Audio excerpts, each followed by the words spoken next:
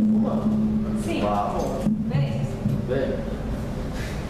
eu não iria fazer, eu iria fazer uma outra agora. Mas ali o pessoal, os comparsas, né, eles falaram, por cantar Ave Maria então que está no disco, que eu estou com o disco aqui, só que então eu vou fazer a capela. Que no Ave Maria no disco, eu toquei piano também e eu fiz em cima de uma base eletrônica. Então eu estou brincando que é o seguinte, em 1500 mais ou menos, o Bach fez o prelúdio em Dó maior. E aí, 100 anos depois, o Charles Gounod fez a letra da Ave Maria de Gounod em cima da harmonia do Bach.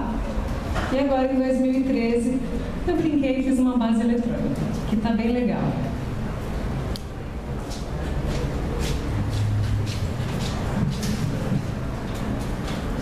E como hoje também é dia de ação de graças, então essa é a minha ação de graça, a nossa ação de graça. Muito obrigada, Paulo, por ter convidado, People, que me trouxe para o Paulo, para o Valdir, para o Willer, para o Jorge, todo mundo. Então é assim.